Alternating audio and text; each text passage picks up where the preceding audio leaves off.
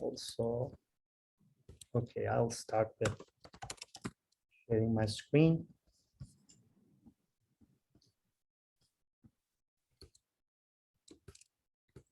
And so for the cheat sheets, last week, one of you guys asked me, are there cheat sheets? So just search cheat sheets on internet. There are lots of cheat sheets. For example, this is Linux tutorial cheat sheet. So, and when you go here, you can learn, for example, grep or other things. Just search like cheat sheet grep or cheat sheet awk. So you can learn a lot from those things, and it can help you, especially using regular expressions. It's going to tell you what they are and how you're using. But today I want to show you a couple more things about VI. Okay, so I'm going to connect to the cluster. I put it here. For example, I put this script here into my bin directory, vi bin hole. See, I get into that like file, that script, and you can write your things here too. So the good thing in VI, a couple of things I'll show you. Like for example, I'll just connect to this, and I clean my screen. And what I'm going to do now, for example, there was like this UCSC GTF file that we were last week. Where was it? The location is here.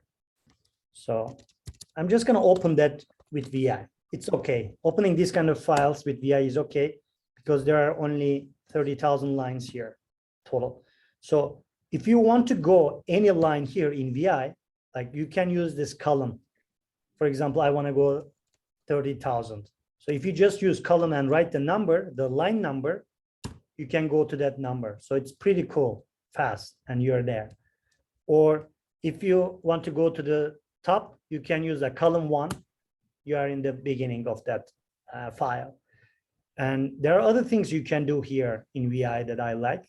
For example, if you want to go to a gene, so or search a pattern in this file. There are things that you cannot do with Word or other editors that you can do with VI. That's why I like VI. So for example, I want to search FGF21 gene. So if I go like this, see, I am there, FGF21.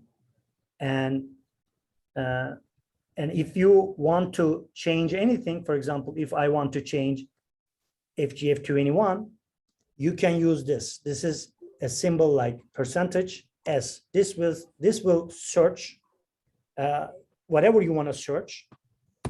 For example, in this case, I want to search FGF21 and replace with something else. For example, I will change it to my FGF21. So you can write here some regular expressions too. I want to search something with, for example, FGF, something in between and 21. You can do such things, or you can put like a lot of other regular expressions that is like, you know, some other time I can show you guys, but you can search also regular expressions in VI, regular expressions in Python, Perl. Like you can use these kind of regular expressions everywhere in many languages, and also in VI. Some of them is usable in grep too. Those are like wildcards. You can think about them like wildcards, like using star. Like for example, if I put here dot star, it could be anything, starts with FGF, anything, and ends with 21. So it's gonna search that pattern and then change whole pattern with my FGF21. You can do lots of cool things, but I'm just gonna do this now just to show you. If you just want to change the first one, you can just keep it like this. But if you want to change all of them, you can just put G here. It's global. So it's going to find all FGF21s and change them with my FGF21. Why these are important? Sometimes you just want to manipulate some text files like this, for example, and you want to change gene names. You want to change, I don't know, sometimes they give you like this, the file is chromosome 7, but it starts with small, like capital, lowercase c. Sometimes the visualization tool you're using requires a capital C. So what you need to do is you need to come into this file, open it VI, and change them using this, find all the chromosome. For example, CRH starts with CRH in the line, and then change it with capital. So those kind of things might help you in the future. I'm going to show how, but let me do this now and see, it changed it. Oops, did I? My, see, they started with my now, FGF21. So it's beautiful. If you want to reverse it, you can press U. So it's like undo. It's going to undo whatever you do. So these are the good things. So another thing you could do that I said, for example, I just want to change things, start with in the line. If it starts with CHR, so you use this symbol. I'm just giving you a couple examples. There are many symbols like that, and change them with, I don't know, CHR. So it's going to change, see, all of them change. So usually with that simple thing you can do in a second, you need a bioinformatician. But actually, if you learn these kind of tricks, you can do yourself. You can change your files yourself and update your pipelines or wherever you are running these things. See, these are all capital now. Very easy. So I'm gonna, oops, escape you. But how I'm doing is those kind of things in VI. I just press U button to undo. So there are a couple, any questions, by the way, you can ask me anything you are curious about, especially VI and web. So, okay, one more thing here is, so whatever I do here, so let me show you another thing like VI, for example, I'm going to create a new file, and then the name of the file will be like script, for example, VI script.bash, whatever. And when you enter into this editor, so you cannot do anything. You cannot write here. For example, if I want to write, I cannot write because it's protected. So you cannot change the file immediately. What you need to do is you need to press one key, I, or A, or O. So they have different things, but when you press I, means insert. So it's gonna go to insert mode. If you press A, it's gonna go to the next character and start appending whatever you write. It's gonna be also insert mode if you press A key. If you press O key, it's gonna start inserting in a new line. So, but usually you can go with I and then use arrow buttons to go to. So there are other things you can do here. For example, you can write your command here to run it in the future. Like, for example, your command will be, I don't know, like our command, for example. You're gonna print $1, $2, and $5, for example, in a file. So I'm gonna use this UCSC GTF file. So when you do these kind of things inside of codes like that, so your our command will be here, in here. So when I do like this $1, $2, $5, in between space here, so it's just gonna concatenate all these columns together. It's not gonna look good. So what you do here, we use like codes and write whatever we want to separate these columns. You can put tab like this. This was the escape character that I told you before, or you can put just a space, or you can separate them with, I don't know, dash, or I don't know, whatever you want to separate. I'm gonna put tab now because some of you guys like just put them together like this, or space here, and I saw your homework that, you know, they're not separated well, they don't look good. So just try to put something in between. I'm going to put this. So another thing I want to tell you now is, so this is my command, and my command, whatever I want to run in AUK, is in these codes, single quotes, and whatever string I want to write inside of print command is inside of this double quotes. So if you use single quote here, it's not going to work. or when you open any code like this, you need to close it somewhere here. Okay, so it's important. If you don't close, it's not going to work. It's going to give an error.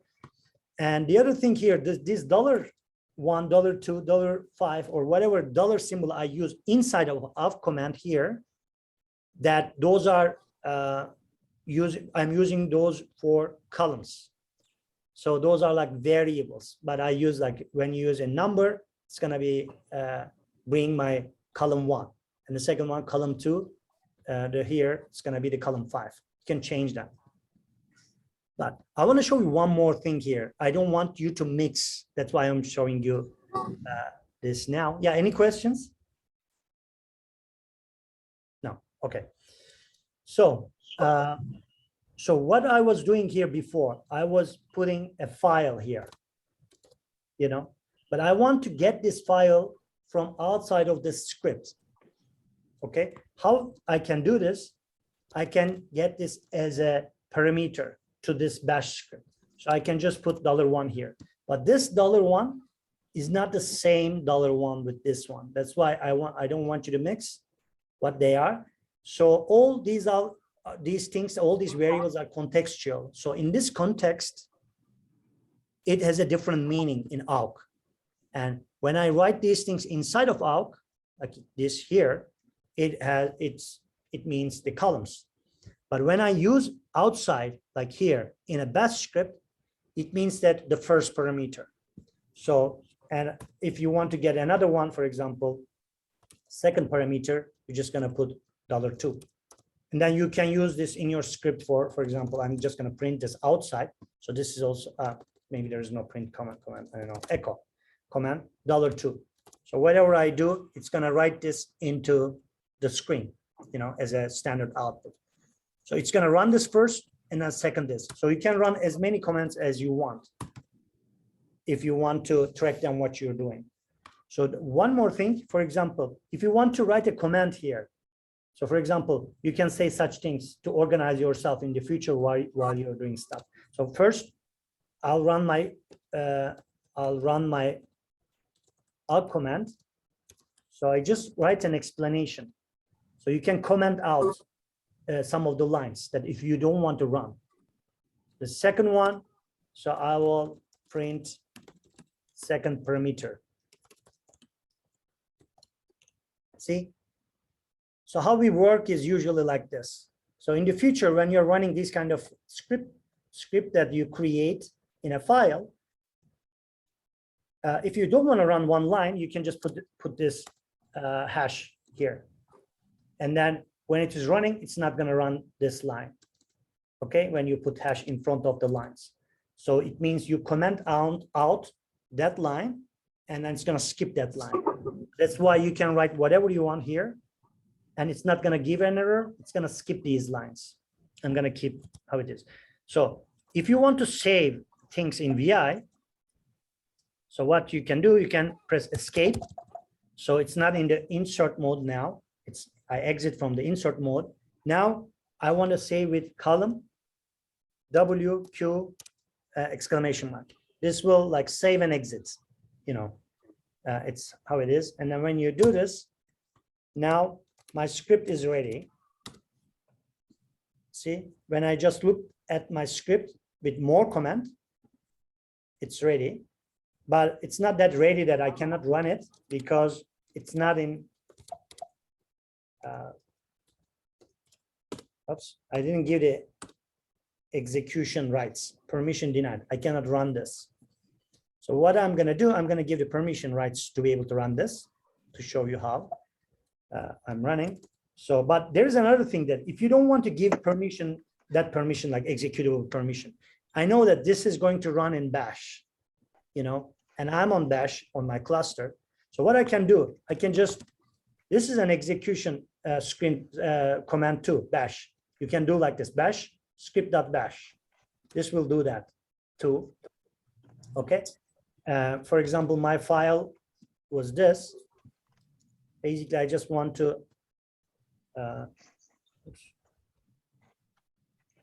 did not work. And my second Let me see. I just, I think. Oh, sorry. This is a, so after you define like this, you need to put dollar, and it has to be a, like I did here, $2 or $2. So it has to be a variable. So whatever you define here like this, in Bash, you can define like this, but when you're using it, you need to use dollar file. It's a variable. So when you're learning like R, we're going to show these kind of things more, what variable is, what vector is, what matrices are. So we're going to show these kind of things later. But just learn this for now, that if you want to put things into the variables, just use with $sign. See, it's just writing all this 1, 2, and 5th columns in this file. And after it's done, it's going to write the second. So, but how I'm utilizing these things, I just press the Control-C to stop it because it's a huge file. But for example, if I just want to bring, like maybe, let me make this simple for now. I'm not gonna enter the second one. And what I'm gonna do now, I will just change, as I told you, the rights. I give the executable rights 755, it's gonna give it, or plus X, gonna give that rights. So now I'll do the script bash, but I just want to do FGF21 gene, for example. So how I can do, grab this file,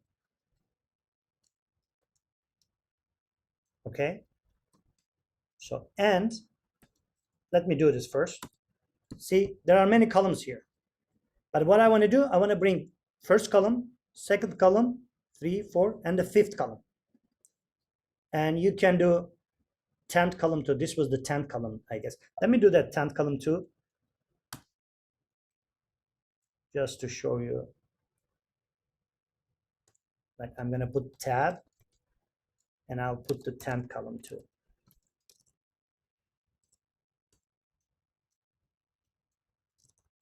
Okay.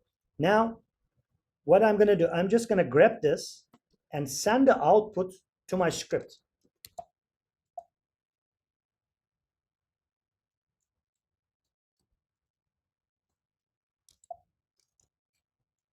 Script.bash. It was here on there, script.bash, and see what's going to happen. See,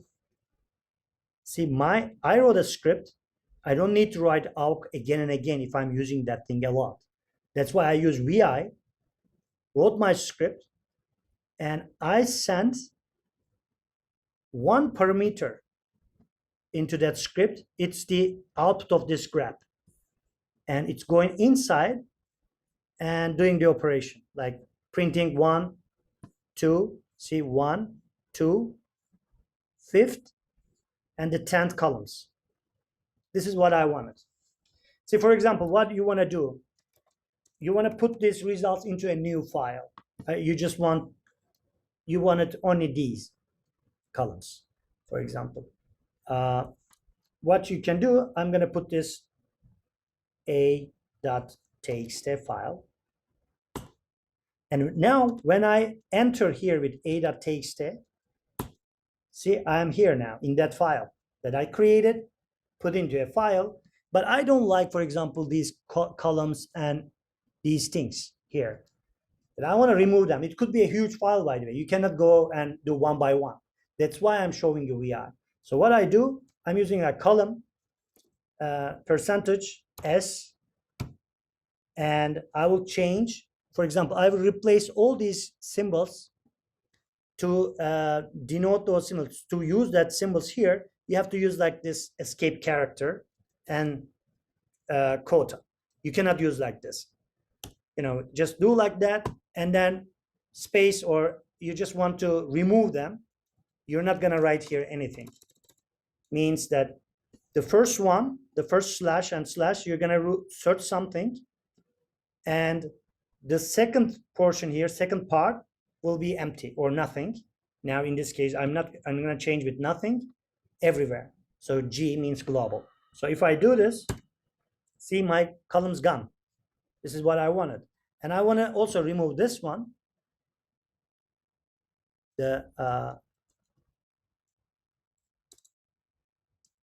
And what you can do, you can just put whatever you want to change, or you would just want to remove this character G, for example, there. You can just put whatever you want to remove or change with something, and they're gone. Whatever you want to do, or you can change FGF21 or anything. So this is very, very powerful, that the things you're doing with VI is extremely powerful. And I want you to invest some time here if you want to do things quick, and you cannot do these things easily otherwise in any other editor. That's why I'm showing VI to everybody. And if you guys learn this good enough, you can do many things yourself. And it's not that difficult, but there's a little learning curve. You just need to spend some time. Any questions? There are some questions. How do I add a file name to my VI script? Okay, I will tell you. I think I missed it. What was the use of the backslash as opposed to forward slash when I search replacing in VI? Okay, so good, perfect questions. So I'm gonna go back here. I didn't save what I did, and I'll show you like this. When you search, when you search anything, you're gonna use the forward slash. So for example, I'm gonna search this symbol or anything you want, and then replace with nothing. So I always use forward slash here, one forward slash just to open, and till second forward slash you can search the things you want to search. For example, I want to search all FGF21 here. Okay, you can do these things. So whatever you search can be replaced anything you want.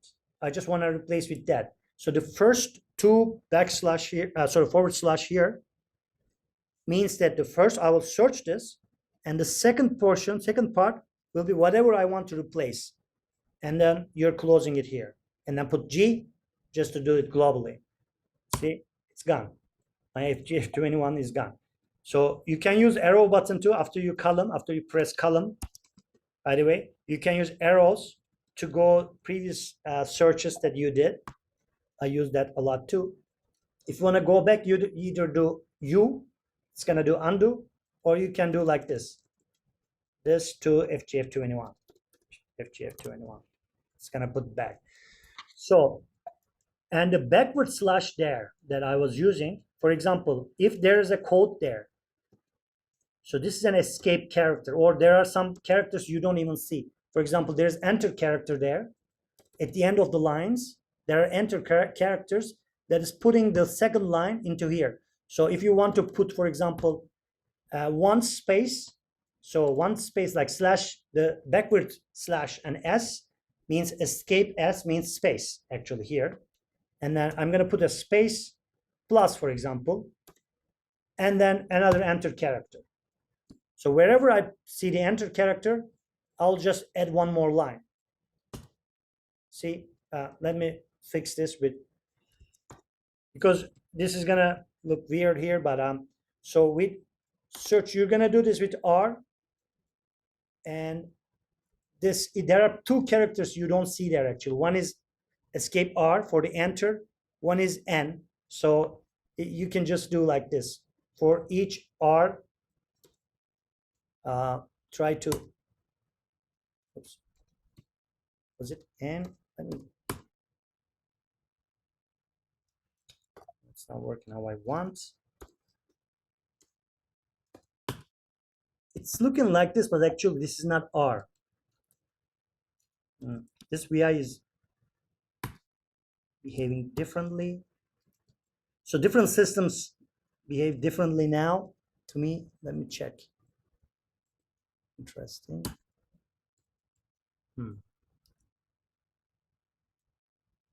It's not working how I want. Whatever. I'll fix this and send you how you search enter here, but it's not working now for me. Whatever. So, but again, this, for example, if you want to search tab, maybe this will explain better. So there are tab characters here, with escape character. You want to change these tabs. I think it's more visible too. So you want to change them with dash like this. See, this is where we use escape. See, I changed this tab characters with dash, dash, dash. I think this tells you better. So there are other escape characters. I don't know why it didn't work, but you can search like this on the internet, like escape characters in Linux. So you can go here to learn like this escape characters code. For example, if you want to use code inside of your script or anywhere, so you need to use this escape character to be able to use code like I showed you while removing. Or I don't know, like some other, if you want to use that backslash itself, you need to use double backslash. There are tricks like this. Otherwise, you cannot use this because this has another meaning. And if you just want to put the backslash into your string, you need to do double. But after you get used to these things, it's going to be really important because sometimes you need those backslashes in your strings. For example, you're doing something and you need to put a backslash in between, like for that, for that tab character, I want to put a, I don't know, like what was it, backslash here, that maybe another program requires a backslash in between this strings. So you can put a backslash in between like this. But if you don't put this double backslash there, it's not going to work. If you do like this, it's going to put a space. So for example, I want to change all backslashes with a space. See, just put a space there. So you can play and learn yourself, but VI is really powerful doing these kind of modifications in your files that make your job much easier, especially when you are working someone else's code. You see one variable, you want to change it everywhere in that script. Like for example, I don't know what I have in this script, but like for example, there are bees here, and I want to change all the bees in this script with my another variable. For example, all the bees will be my bee. In everywhere in this file,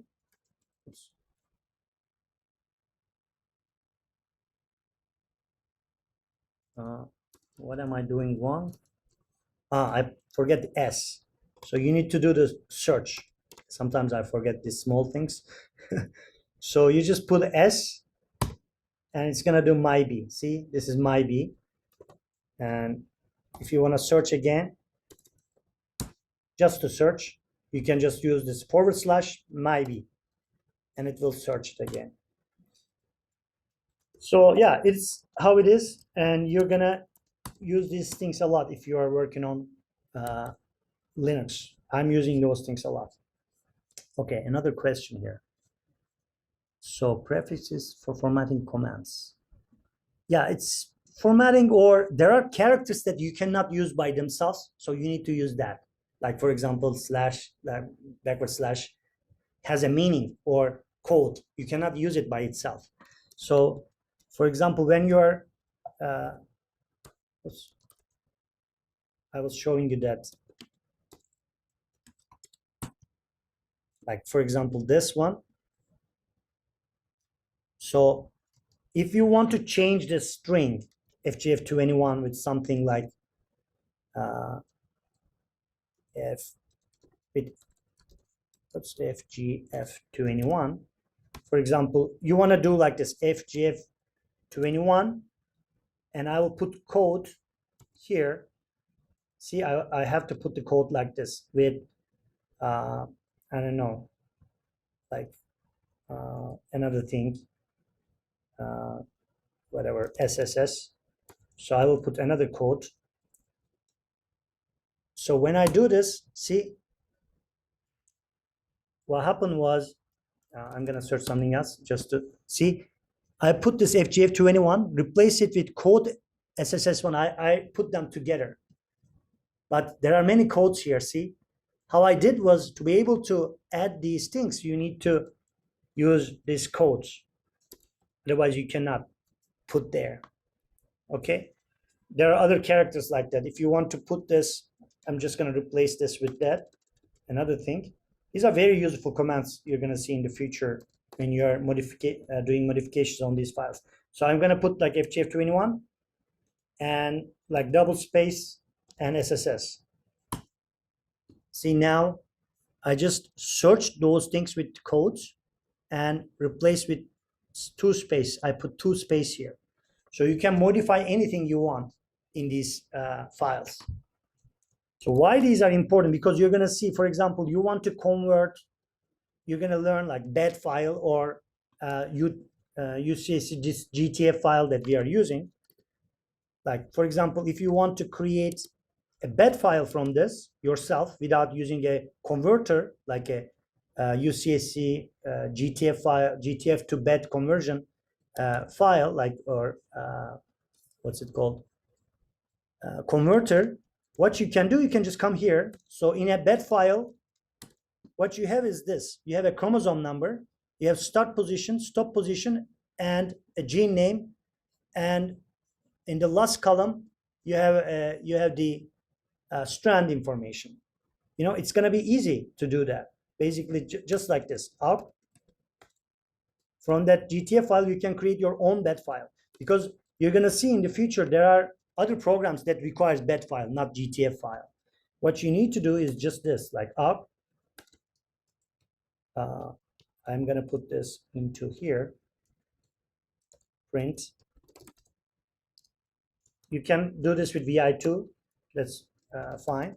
But it requires this slash, backward slash, tabs in between these columns. That's why that is these things are important, like putting in between. Otherwise, it's not going to work as a bed file. So what I need, sorry, first column, fourth and fifth columns. And in the fourth column, I had something, it's not even important. You can write anything here, whatever, like for example, my bed file, whatever. It's not using. And the fifth, or you can write the gene name here. Maybe let's do that. $10 here. $10. And the fifth column will be anything. Like, let's put a score. Sometimes we use a score here to score that if you have a peak, for example, in that location, you can put the peak height here into this column. And then the 6 is important. I just put this tab after 0. See, I put 0 here because it's going to be 0 everywhere. And the 6th column will be my strand information. 1, 2, 3, 4, 5, 6, 7. Should be the 7th column. $7. And then, oops, I'm going to go to the end to put all this thing into a new file. For example, ucsc.bed file. Okay. So then when I do this, and then when I look at this file, see, it's almost ready. If you want to remove these things, again, see, if you just want to remove this code and stuff, you can just go I ran them before. I'm just going to go there. See here, I'm going to remove the codes everywhere. And then I'm going to remove the, for example, these. So, see, something like that. You can create a bed file. This is all the, if you want to put which exon is all these things, you can put the numbers here, exon numbers and stuff with AUG too. You can play with these files. It's gonna save and fix it. So I cannot, whatever. I just get an error. I don't have space, that's why. Yeah, I don't have enough space now in my, let me check again. See, I don't have available space. I couldn't save whatever I wrote. So I need to remove some stuff. For example, I'm gonna remove my examples.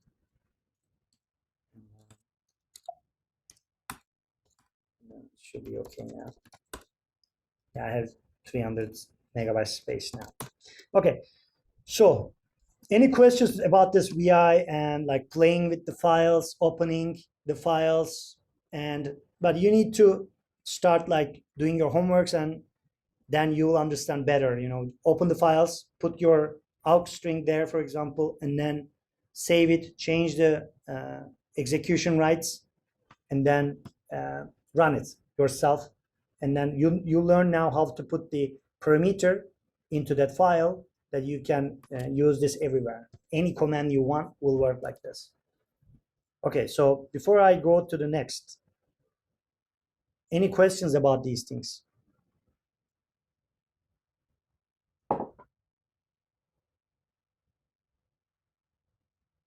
Cool. Okay, now we're gonna do a lot of other things today. So what we did last year, Elisa was working with us, and she was giving us, she was helping us when we are explaining all these things. And we recorded a couple of her sessions, and I want to play them because I think it's gonna be really good to go over those things. And I edit like 3 sessions. That will be like 20 minutes in each session to tell you those files that we are talking about. Like first, we're gonna talk about the genomic resources. So she is gonna tell you where the locations of the genomic data that we have in the cluster, and she's gonna talk about some biology behind it, and she's gonna give some ideas about how she's using these things in her own analysis. So she started as a bench scientist before, and then she's a great bioinformatician now. She transferred after she did her postdoc here. She went to Broad Institute. Now she's working in Eric Lander's lab. And I just want to play these things and we'll share with you. And it's gonna take like this one, I think was going to be 17 minutes. And you can listen later too, but I just want to go over these things, and then we're gonna talk about after this talk, we're gonna talk about the details. Okay, so I'm just gonna start in a sec. First, before I start, I just want to share.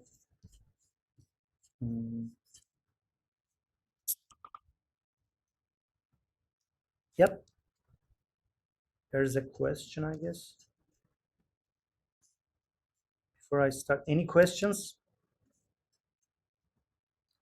So I'm going to start this, but I'm not sure if the sound will come okay to you. Please let me know, write me. I'll check this, but it should work. The sound should work too. Sometimes it's not working when we do this.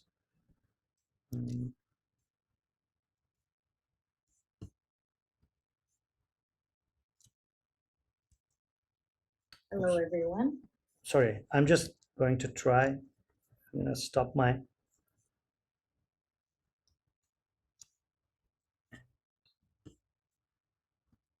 Welcome to Introduction to Sequencing Data Analysis. This class is part of the UMass Biocore Bootcamp. And the goal of this entire course is to make you familiar with genome-wide sequencing approaches and the computational analysis that are essential to them. Some of you may have an immediate application in mind or already have collected a particular type of data you want to analyze. So you can think of the possible new ways to interpret it during this class.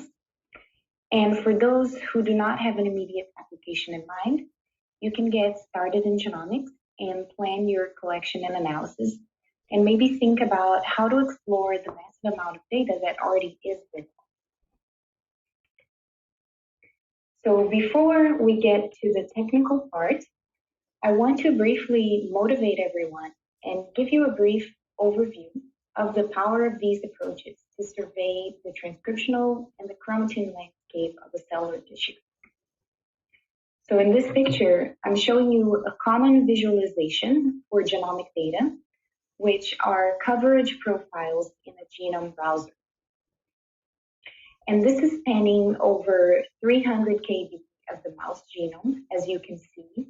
The PRDM1 gene is represented on the top left. And below the gene, shown in black, are two different tracks for RNA-seq. You can notice that the peaks for these tracks correspond to the exonic regions of the gene, expected from the higher contribution of mature or spliced mRNA molecules to the libraries that were sequenced. Sorry, you can see my screen now? You can see the screen, huh? Interesting. Let me do this again. Sorry. Thank you for telling me. I'm gonna start from scratch. Now, can you see the whole screen? Hello, everyone. Welcome to Introduction to Sequencing Please Data write it. Analysis. This class is part of the UMass Biocore Bootcamp. And the goal of this entire course is to make you familiar with genome-wide sequencing approaches and the computational analysis that are essential to them. Some of you may have an immediate application in mind or already have collected a particular type of data you want to analyze. So you can think of the possible new ways to interpret it during this class. And for those who do not have an immediate application in mind, you can get started in genomics and plan your collection and analysis, and maybe think about how to explore the massive amount of data that already is available. So before we get to the technical part, I want to briefly motivate everyone and give you a brief overview of the power of these approaches to survey the transcriptional and the chromatin landscape of a cellular tissue. So in this picture, I'm showing you a common visualization for genomic data, which are coverage profiles in a genome browser. And this is spanning over 300 kb of the mouse genome, as you can see. The PRDM1 gene is represented on the top left. And below the gene, shown in black, are two different tracks for RNA-seq. You can notice that the peaks for these tracks correspond to the exonic regions of the gene, expected from the higher contribution of mature or spliced mRNA molecules to the libraries that were sequenced. So notice as well that there is not much signal for RNA-seq outside of the gene locus. And we can also generate libraries to survey chromatin accessibility, shown in blue from ATAC-seq, or histone modifications using ChIP-seq, such as for H3K27 acetylation in light green and H3K4ME3 in dark green. And these data allow us to detect regions that likely function as regulatory elements, including promoters and enhancers. So here I'm showing you an example of an H3K4ME3 ChIP-seq library and an H3K27 acetylation library. And these are all useful, both the ATAC-seq and the ChIP-seq libraries, so that we can identify potential regulatory elements, which are shown here as these bars. We've identified them through the coverage data, and we can use it to try to understand the regulatory landscape of a given cell. So with this picture, I also wanted to point out that there is a lot of power in these studies when done in combination. So integrating all of this information can help us understand more than we would if we examined them separately. And to introduce one final dimension, We can also perform these studies through a time course. So you can follow cellular processes as they happen if you collect multiple time points. All right, so the way we like to think about this type of data is as a readout of a cell state. So cells respond to changes in their environment, for example, to a threat of a pathogen in the case of innate immune cells. And we can observe these changes in their transcription output or in their chromatin landscape. So one of the favorite systems we use in the Garber lab, because of how dramatic the difference is between a stimulated cell and an unstimulated cell, is this system of dendritic cells, which are stimulated with LPS, a molecule from the membrane of gram-negative bacteria. And through this response, the dendritic cells become activated and begin an entirely new transcriptional program. So the way that cells do this is by turning on a signaling cascade. So LPS will stimulate toll-like receptor 4, and this will eventually lead to the activation of transcription of several thousand genes.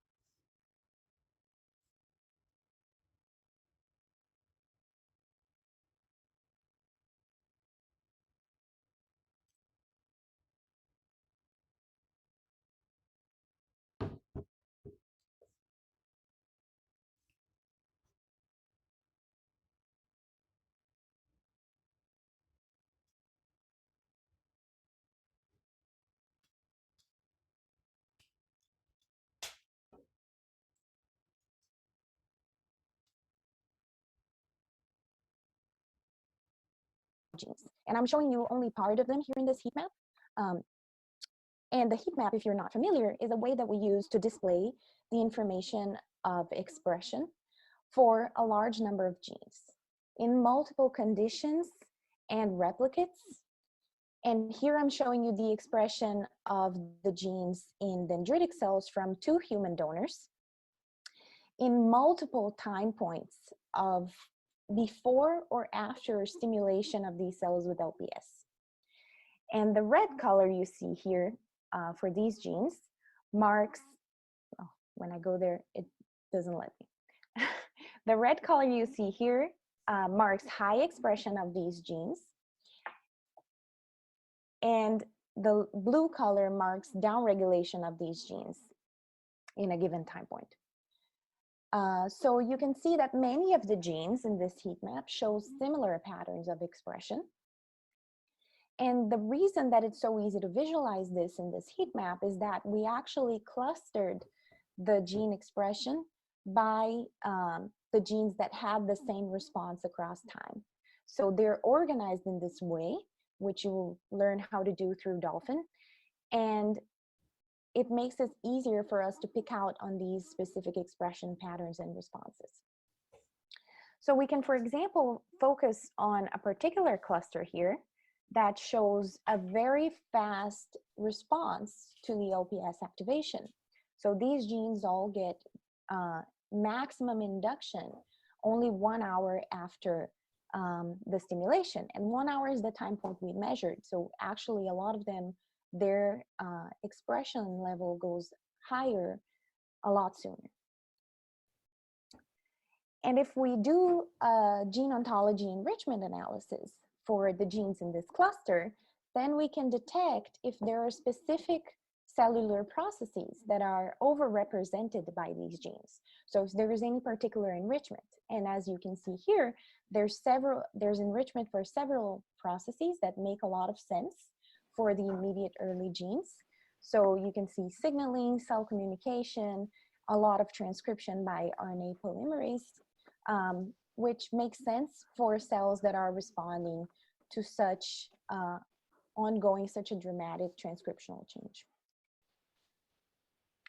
All right, so another thing that we can profile, like I said, for these same cells is the changes that are happening to their chromatin landscape.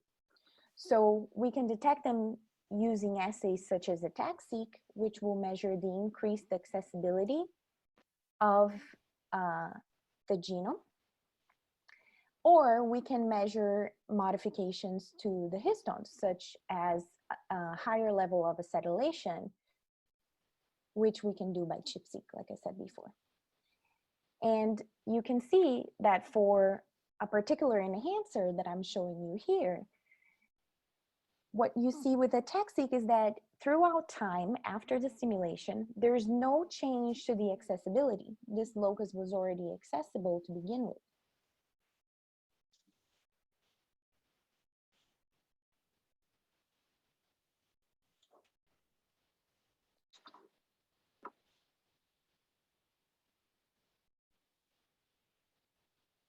But there is a dramatic increase in the acetylation level of the histones in this chromatin area.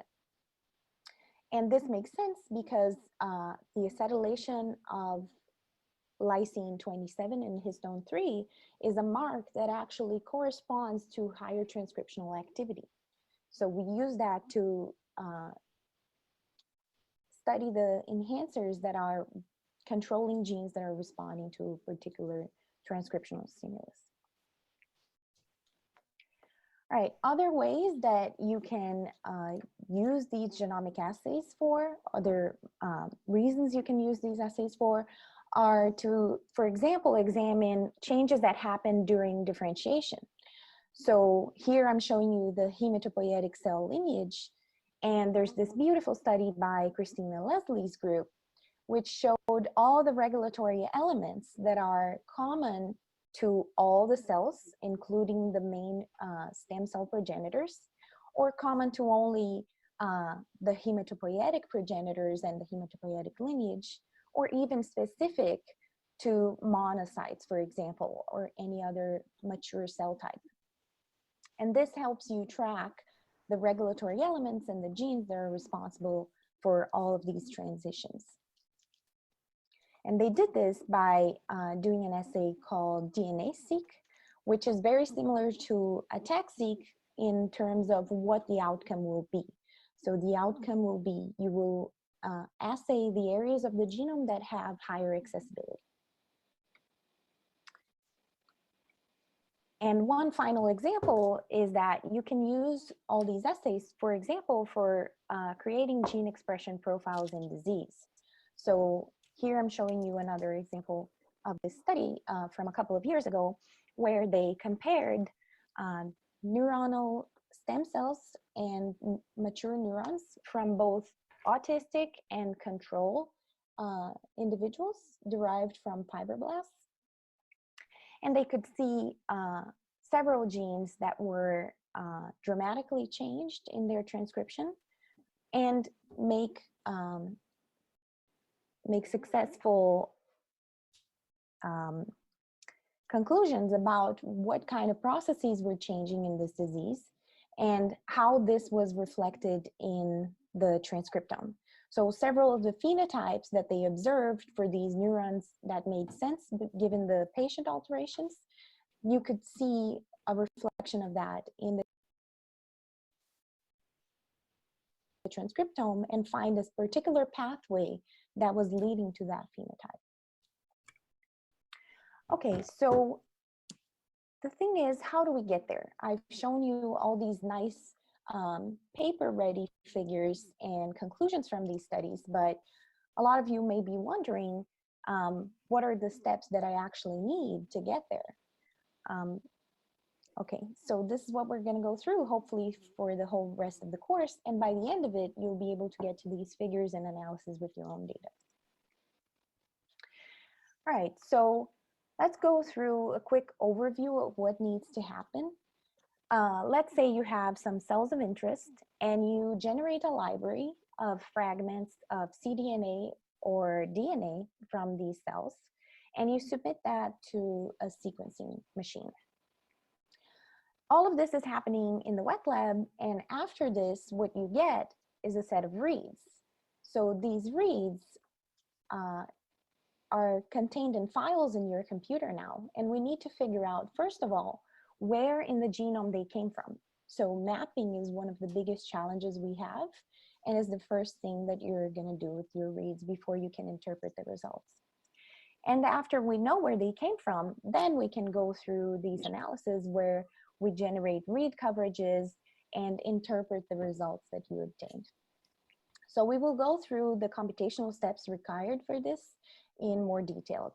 But this is the basis for, and we're going to go through in detail for RNA-seq, but most of these steps are very common between RNA-seq and any kind of genomic approach, such as ChIP-seq or ATAC-seq. So it can be useful for both cases. It's just that we're going to focus on a particular pipeline for RNA-seq. And with that, I'll finish this first part, and you guys can go through the genomic resources section.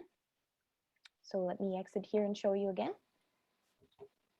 Just go to the genomics resources link now and follow this, where you'll learn how to find the reference genome and what to expect in the genome folders that we have in the biocore.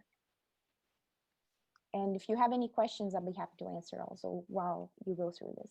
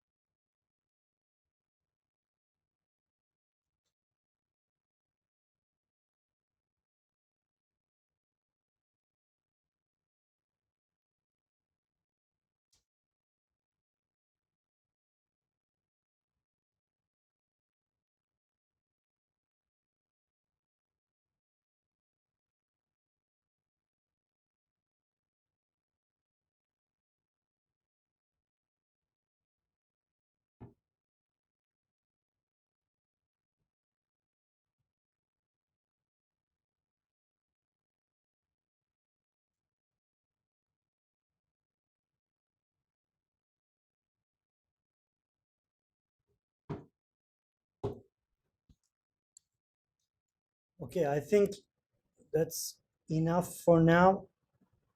There was a problem that I'm experiencing in my computer. Sorry about it. That I couldn't hear anything like what you heard. Let me. Could you please tell me? It's so hard for me to understand what's going on there because I am in my computer and I couldn't hear anything.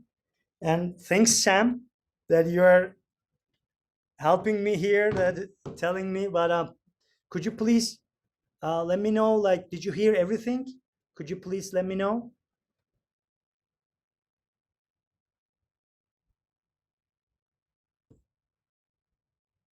I don't know what's happening now. I can't hear anything on my computer. I lost the ability. Oh, sorry, guys.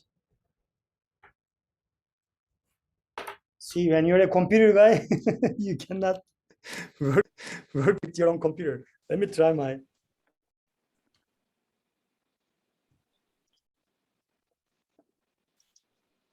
Okay, can you talk? Anybody, please? Hello. Okay. Yeah. Okay, cool. Now I hear.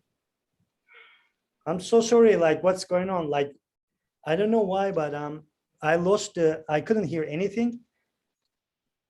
Finally, I started hearing you when I started using this.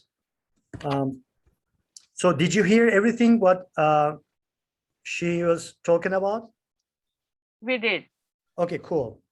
Perfect. Thank you very much for telling me. And okay, awesome. So now then, I couldn't hear anything there, but I don't know what happened to my Zoom. But what I'm gonna do Maybe now. you can try changing the audio setting. It sometimes happens with me in Zoom. Yeah, there are many. Now it's external headphones. Yeah. I don't know, like I changed because, there's a selection in Zoom that you can change and Yeah. transfer the YouTube videos sound directly to you guys. But when I do that, I couldn't hear myself anything on my computer. That was weird. Okay, but it's how it is. I'm gonna use my phone next time when I do this, and maybe it's gonna be okay. So okay, let's I'm gonna share my screen again just to continue what she was talking about. Where was it? Okay, here. So there's an exercise here that the things. So one more thing that I want to show you. So where those genomic resources are in the cluster. So I'm going to show you those. So we already created lots of resources here. So next week you're going to use some of those, but I want to show you where they are in our cluster. So these genomic resources usually take a lot of space. Okay, so that's why we don't want you to recreate the same things again and again. For example, in the future, if you want to use mouse genome, so we have created a couple of indices for them. So those are located here in the genome data mouse, for example, MM10. See, we have, you're going to learn this next week. Here, for example, there are HiSet2 index files, BowTie2 index files, or BowTie1 index files, RSAM index files, or STAR index files. There are some annotation files, GTF files. So those kind of things are already located here. You can look around here to see what else we have. For example, if you're working on human, we have like different annotations, different versions. For example, this is HG38 build and gene code B28 annotation or 34. So sometimes you want to run your experiment samples using this annotation, for example, gene code, just to compare other people's data. So that's why these are going to be important. If we don't have them here, you can contact us and then we can create references for you.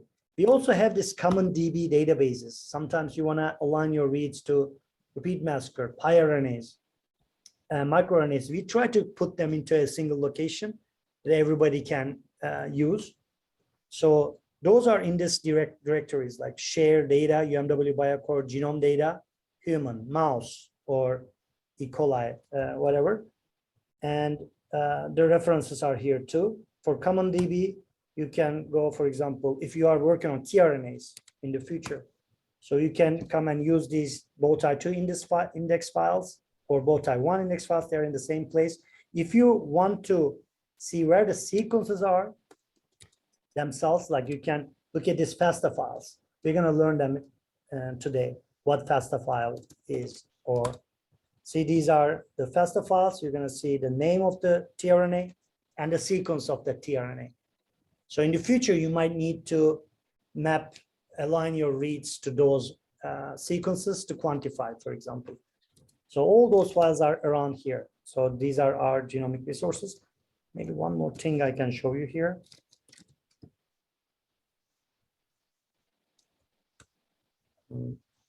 See, we have other databases. So if you want to run BLAST, for example, we have some nucleotide sequences here and some NR and NT sequences here that if you want to BLAST some of the like protein sequences or some nucleotide sequences, you are using this NR and NT databases. So there's a BLAST program that we are using a lot. When you want to, for example, query some sequence, you can actually do them in a bulk way using BLAST software. So we have those kind of things here in these directories. We also have some thing that we organized some of the data for Dolphin Next, but you can still use them from command line. So that's why I want to show you this Dolphin Next directories too. We put some of them in a standard way. So for example, human HG38. See, we have multi-2 index files, multi-index files, common databases that I showed you for ribosomal RNase, repeat massacre, and others, and gene code version 28 and gene code version 24 annotations. So we're gonna talk about those annotations, but for every genome or every index files that if you want to use like Callisto, RSAM, Top Hat, HiSet2, or STAR, you know, for all, you need to recreate your index files for that specific annotation, because annotation, the coordinates of the annotations, and maybe they added a new gene annotations, isoform annotations into those files. If you want to take them into account, you need to recreate the index files, but we created them for you for these versions. But in the future, when new version comes out, and if we didn't put them here, if you need to use them, just let us know. We can put it there. We are only putting these things that we use usually for our own needs, but you know, your needs might be different than our needs. So please let us know. We can create these kind of things for you that everybody else can use in a central location. Otherwise, imagine like everybody is creating their own annotation files, own index files for all these software. They're going to take a lot of space in our cluster. We don't want to do that. We just want to put them into a single location and everybody can use them. And we're just going to use less space because they take, for example, one genome is 3 gigabytes. And for each of them, on average, we are using around 3 to 5 gigabytes of space. Imagine like, you know, you can easily fill up your like your space, your storage with these kind of index files. And we don't want to do that. Okay. And any questions about all these resources we have? We can, because I'm going to take 10 minutes break now. And then we will continue. Any questions about any resources we have, please. Don't be shy.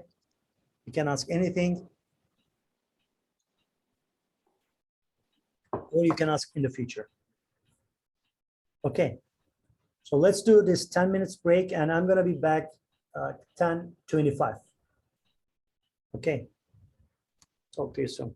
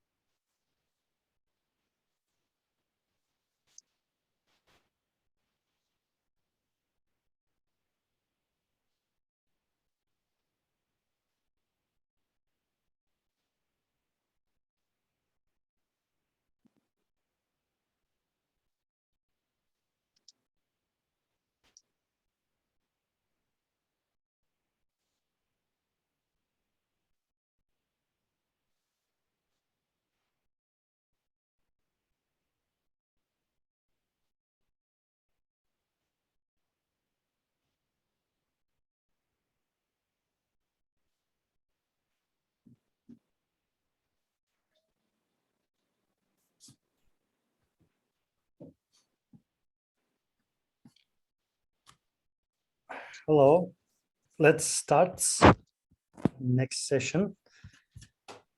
So now we have done, we worked on genomic resources in the cluster. Now the second part will be about FASTA and FASTQ files. And again, we have another record for that Elisa did. And we also have this exercise too. Let's try. I hope we're gonna be okay this time. And I'll share my screen.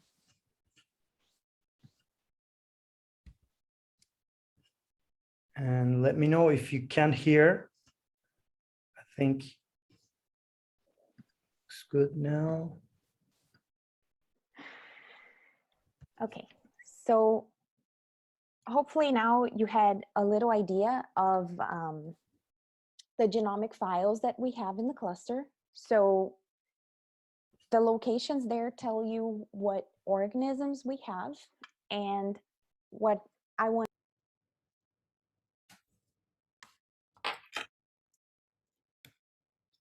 we have available, and the reads that you get out of the sequencer, they will come in specific formats. And these formats of files are called FASTA and FASTQ.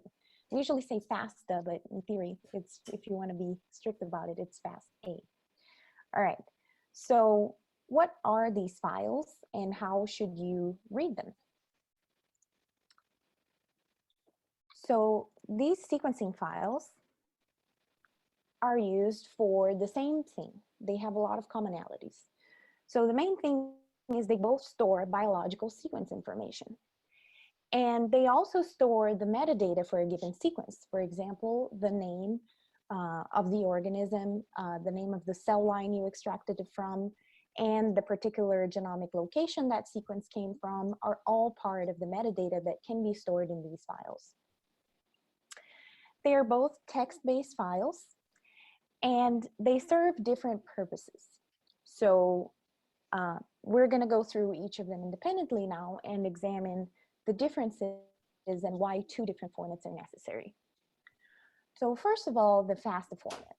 The FASTA format actually exists for a long time, since 1988. And it's a legacy from a sequence search algorithm that had the same name, which is very similar to BLAST that many of you may have heard or even used. And since then, this format has become the universal standard for storing basic sequence information. And it can be used to store sequences of proteins or nucleic acids. So the main files you will encounter that are FASTA files, they're usually labeled with .fa or .fasta endings. And it's a simple text format, and it's used to allow for us to easily manipulate and store these biological sequences. And what you will usually find it storing is reference genome files, but it doesn't need to be used only for that. It can be used to store any sequence information. You can make your own FASTA file. You will use it for input in several different programs that require it. So this is what it looks like. So there's a couple of standards that you should take note of here. So basically, every FASTA file will have first a line that starts with a forward caret and then is followed by the sequence name. So this needs to be a unique name for this sequence in that file, but it doesn't need to be a unique name in the universe. So it's only that you don't have two different sequences in the same file with the same name. And it doesn't need to have only the short name. It can contain a lot more information. And in fact, some FASTA files used as input for a lot of software have strict formats of which kind of information you should have there and how should it be written. Okay, then the next lines are all, they don't have any caret at the start. The caret is only on the name line. And the next lines will hold the actual sequence. So this is a stretch of the chromosome 1 that I took of mouse, chromosome 1. And it'll just go on forever until the sequence is over. It can be used to store the full chromosome or to store just a piece of it, and it should be labeled appropriately.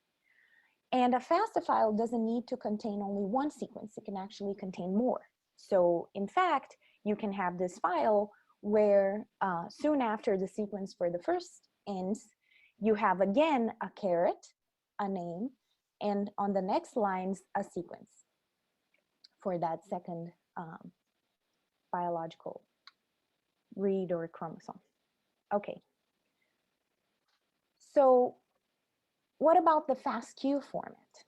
So the FASTQ format is developed more recently. It was originally created to store information from Sanger sequencing. And it has a little more storage capability than the FASTA. Because in the FASTA, you can store the name and the sequence information, and that's it. But the FASTQ format, which you will usually find with these terminations of .fq or .fastq, is again a text format to store biological sequences, but it also stores the quality scores. Sorry, I went too far. I wanted to point it. But it also is used to store the quality scores for each base of those same sequences. And it's a very common format to have any kind of sequencing read information. So how does it look like? It looks like this. So you have the structure here with 4 different lines. It can actually be more, but I'll get to it later. So 4 different lines. The first line always starts with an @ character. And right after, immediately after the @ character, you have the read name or the sequence name. So this is the name here, and I'll break it down for you what this name means later. Then the second line is the actual sequence. So far, it's very similar to the FASTA format. It has a starting character, it has a sequence name, and then it has the sequence itself. But the third line of the FASTQ format has this plus symbol, and it's used as a separator between the sequence and the quality lines. It was created just to separate the two and signal the end of the sequencing and the beginning of the quality. Sometimes you might see the name information for the read can be repeated here, but this is not common nowadays because we use very large FASTQ files and any kind of space matters. So when you have millions of reads, if you have millions of names, and this is a pretty long name, repeated twice, it's useless information and it'll just take up more space in your storage. So we don't want that. So more commonly, you will find this line empty. And then you finally have a quality score line, which is encoded, and I will talk about it later, but basically it'll have the same length as the sequence information line. And each of these characters encodes a quality score for each of the bases, the corresponding bases on the sequence. And like a FASTA file as well, the FASTQ can store one or multiple sequences. So here is a longer FASTQ file where you now have two more blocks of sequences repeated. So a second read here and a third here at the bottom. And the same structure is maintained for all of them. So you know where one of them starts because they have a similar structure. And a caution note that I had mentioned before is that I'm showing you here a 4-line FASTQ file where you only have one line for the sequence and one line for the quality. But this is actually not a requirement of the format. It's more usually what you will find. But in theory, if you remember the FASTA file, the sequencing line could span multiple lines. The sequencing information could span multiple lines, and that same thing can happen in a FASTQ file, but it makes life harder to have it like that. And most of the sequencing information we work with now are very short reads, so we can actually contain them in one line. So that's how you will usually encounter it. Okay, so what about these read names? They're pretty long and they contain a lot of information about the read and as an identifier, and it's composed of a series of strings separated by these colons. So this is the Illumina read name format I'm talking about. Of course, you can have different names in FASTQs from different software. So this is just the Illumina output that's usually like this. But what do they mean? So they each give an information about, first of all, the unique instrument ID that you used for the sequencing run. So this is a NextSeq instrument, NextSeq 500, and the number of the machine is 602. So the second information is the run ID in that system that you use to sequence. And the third information is the ID or the barcode for the flow cell that you use in that sequencing run. So there is a lot of information here that can be used to trace back where this sequencing came from, which machine did it, which run did it, which day was this run done in, if you have the logs for your system. And it can be very useful to track down errors or problems and do a lot of debugging. So then follows the address of the read. So basically the flow cell is a physical chip, right? It's a physical slide where each sequence, each fragment of DNA that you used that you had in your library hybridized and was read by the instrument. So this is the actual address for each of your reads. And you will have these precise coordinates encoded as the read name. It'll give it a unique ID. And then you can have some optional information. You can notice that it's separated by a space, and there's extra information here, which will tell you, for example, if this read is a member of a pair, since you can have a single-end reading on your sequencing run, or mate pair reading or paired end, which we'll go into later. So this will tell you which member of the pair is this read, some other information about filtering, and if that thing will stop, and the barcode information that you use to label all of the sequences from a given sample. So this barcode here is specific to this sample, and multiple reads in your file will have the same barcode information. So now you know where it's stored. So like I said, there's many reasons all this information can be useful, where you can do quality control or you can do detective work. For example, if you have a file that you downloaded from somewhere and you have multiple sequencing runs in it and some of them don't look so good and the mapping quality is not great, you can do some detective work and figure out what they all sequence at the same time. Is it the same library? Should I expect batch effects? That's the most common way you will use this for. Illumina and their technicians can use it to go even further and see if there's any problems that happen during the sequencing run and do a more thorough quality control of anything that might have happened.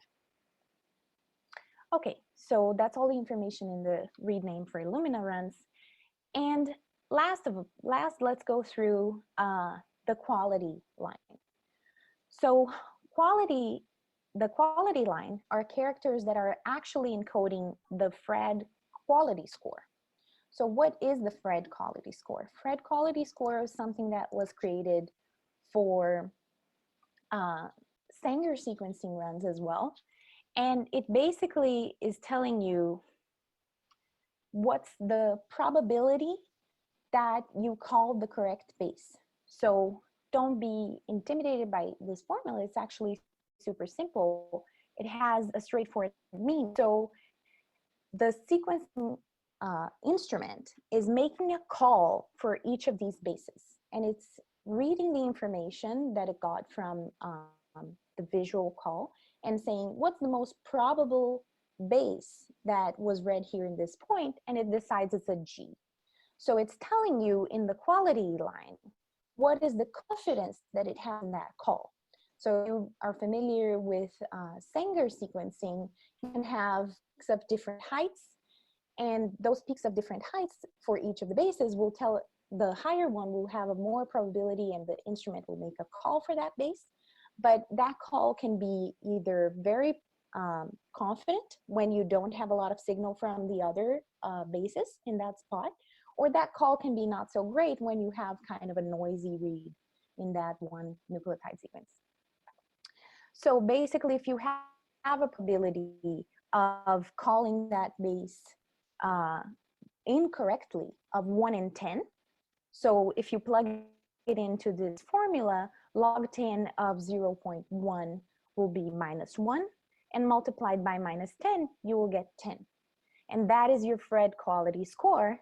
And it signifies that you have a base call accuracy of 90%. So usually we consider a read to be a very good call if it has a Fred quality score of 30 or higher, because you can see that it dramatically increases your chance of having made the correct call. It may seem very strict to consider 90 a low quality, but if you think about how each of these has a quality score, having multiple bases of 90% accuracy can actually be pretty harmful when you're trying to find that tiny short sequence in the whole genome. Where did it come from? With a poor quality, and maybe you have the wrong sequence to begin with. Okay, so finally, I'm showing you here the Fred quality score has 2 characters. It can vary from 10 to whatever, but here it's encoded as just 1 base. And that is because they use the system of ASCII character encoding. And you can see that A actually corresponds to a Fred quality score of 32, and E corresponds to a Fred quality score of 36. So that's how you store the information in a minimum number of characters.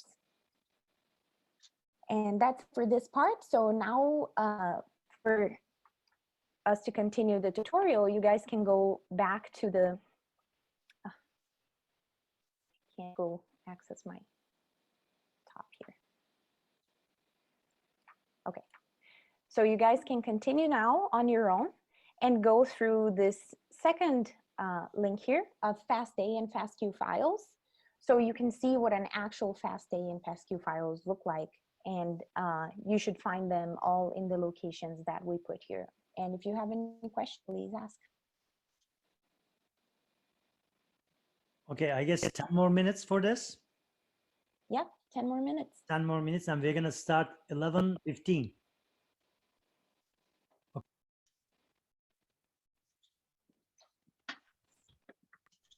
Okay, I guess I heard everything this time. Good. So the 10 minutes means like we're gonna start at, let's start at 11. Okay, not 11:13, 11. Okay, and we'll continue after that.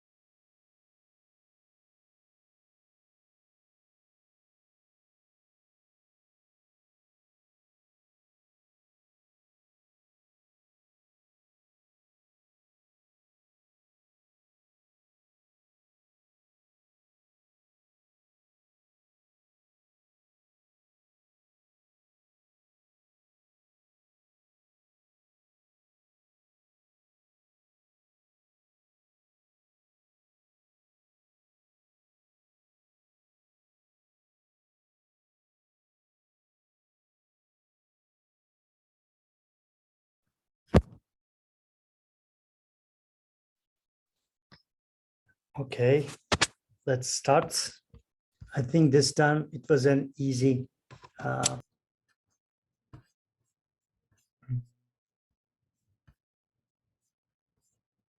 So one question came. I will answer this. So how do you check storage space?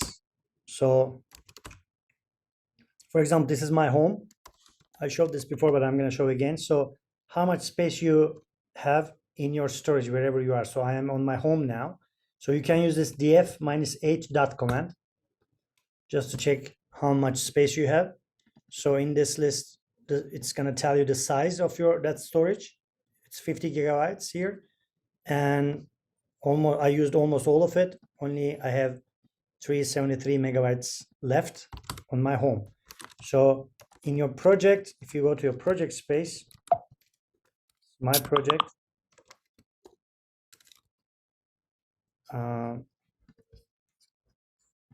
let me share my screen. Yeah.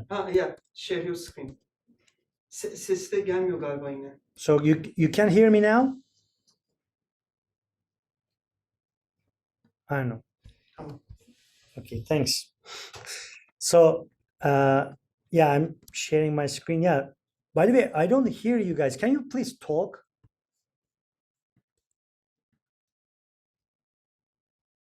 Yeah, somebody's talking. I can't hear you. That's so bad. I don't know what's happening today. Let me try. Could you talk again, please?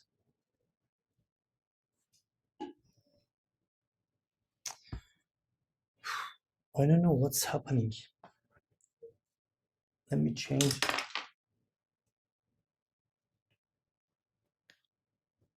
Arthur, are you talking? I see somebody's talking, but I can't hear. That's the problem. Let me check my Zoom.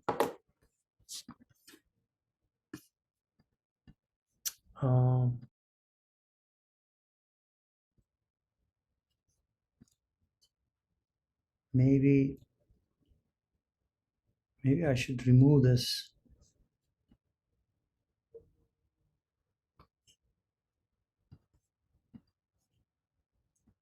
Sound, MacBook Pro speakers, yeah, or external headphones. Can you speak, please?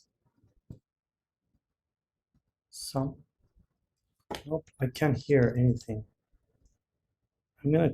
Okay, could you talk again?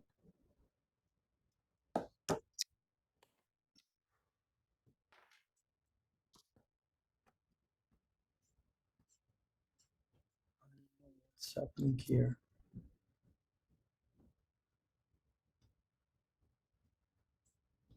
Whatever, guys. I can't hear you. I don't know why.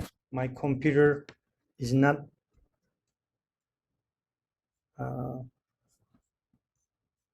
working right now. Maybe I'll try here. It says it's working.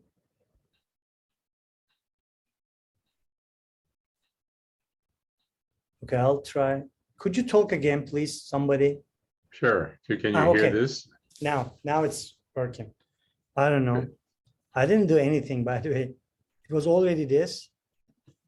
Something is weird. Okay. Sorry about these all problems about my system. That first time I came to the school, nothing is working. I should stay home, I guess.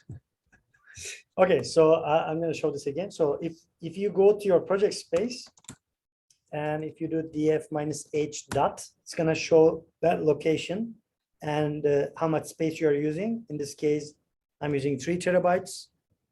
Sorry, the whole space is 3 terabytes and 2.6 terabytes used, and like half a terabyte is available. So, but so in the future, I think we were talking about this with Arthur. So Arthur is gonna talk about single cell data analysis, and they take more space than 50 gigabytes. So if you don't have a project space, please talk with your PI and get a space in your project or nearline. It's gonna be free for up to 2 terabytes. So you should get that. already, and you can use that space for the single cell data analysis. But for the others, your home space would be enough. But if you send the emails today, you're gonna get it like less than a week. So, and last 2 sessions will be single cell RNA-seq data analysis. Okay, so now let's go back here, and you now know what FASTQ file format is, FASTA file format is. So now you can even create your own FASTA format. Just learn this, like what you need to create your own FASTA, because in the future, you might need to quantify your own sequences. And what you need to do is just creating a FASTA file. You can, again, use VI, for example. You can create, for example, flu FASTA file, and you're just going to put a sequence here. Like, for example, you can go to NCBI, like NCBI, like flu sequence. Just search something like this, whatever sequence you're working on. And if you go and, I don't know, if you, whatever, not this, but you just find a flu sequence database. And where was that? Type sequence download. Just search something like this. I guess it's gonna be better. So you can search anything here. I don't know why it's not working, but flu sequence.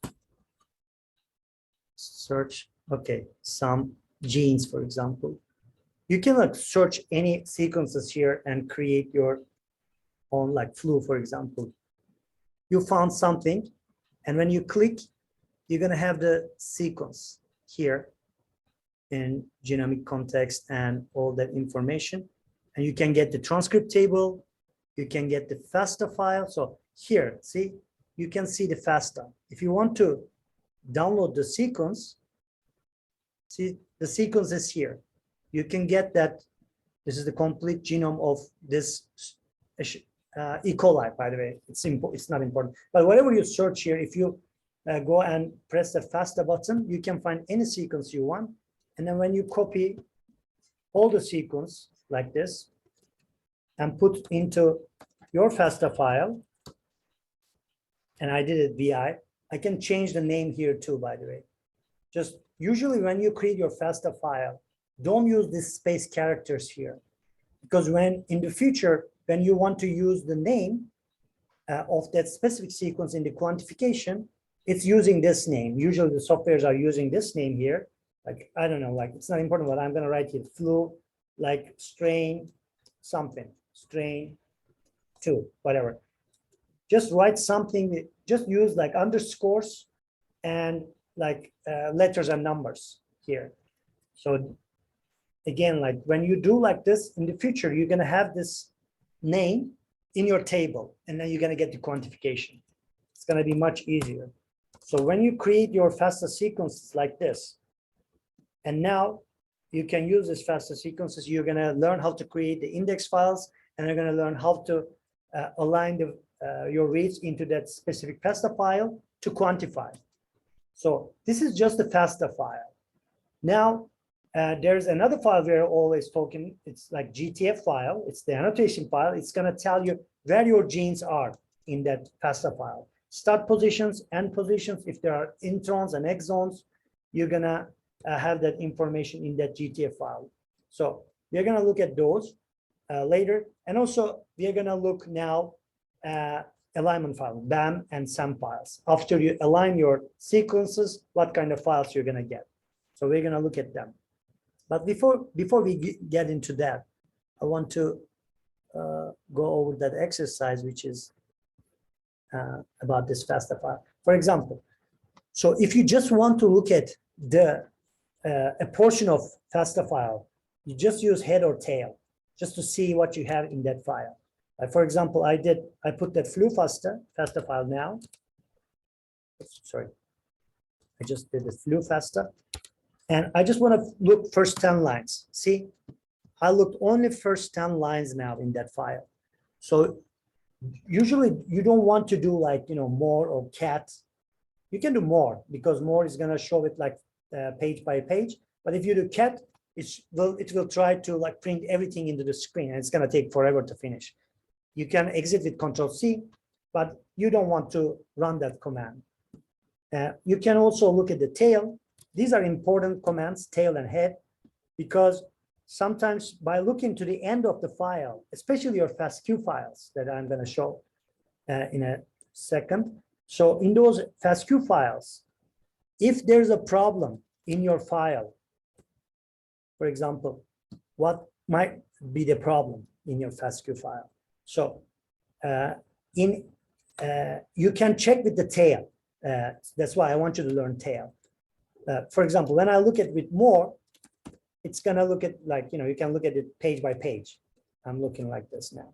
But sometimes when you are copying files or when you zip file, or sometimes, the file is not completely copied. And what you see here in that file, when you look at the tail, so every 4 line, as Elisa was talking about, every 4 line you have the read. And the first line was the ID or some definitions about that specific read, that it's coming from that specific machine and stuff. And you have the read in the second line, in that every 4 line. And then you have plus. This is just a like line holder, not that important. And then you have your quality line here. So sometimes when you look at the read, when you are copying, if that copy is not completed successfully, you're gonna have something like this. I'm just gonna show, for example, last, and I will change the file, just -10. I'm gonna get like last 20 lines into test.fq file. And I'll just remove some lines just to show what would be the problem. So for example, sometimes you get the file like this. Okay, so when you look at with tail, that test file, I'm gonna look at. Yes? I have a question. Yeah. When I have tried head or more, I'm just getting a ton of ends. Ends. Ton of ends. Yeah, I mean a lot of ends. There is no sequence actually. I don't know. I just copied from the session 3 MD, like the FASTQ file, the comment I heard. So is it because I have to do something before that, or I just copied it and pasted like tail? Yeah, if you just copy and paste that, which file you're looking, we can look at here together. And when you're copying and pasting, I'm going to finish what I'm talking about here. So here, when you look at your file with tail, if you see that the number of characters here is not matching with your read, it means that the file is not copied, completely copied. It's not like finished the copy operation successfully. This means that maybe you have like half of it. So you don't have the whole thing. That's why what you need to do is you need to recopy the file. Sometimes you do this FTP from like sequencing facility and then copy the files from there to here. Again, just check the tail. And usually, this kind of, if it's not like copied successfully, this kind of like operation, if it's not finished successfully, you get like a random cut here. Means that you can actually get like, this cut can be anywhere in this file. It could be inside of this line or somewhere in your read or somewhere in the quality line. Or maybe you just, but it's rarely it's just cutting like from the end because it's a random problem. So when it is like that, this is the easiest way to check if that like file copy operation finished successfully. And how you can check if everything is normal, then let's look at this. See, the number of characters here and that line is equal. And then the last line is the quality line. So it should be like this. If it is not, then something is wrong. And the other thing that you can check if the file copy operations are successfully finished. So you can look at the file sizes.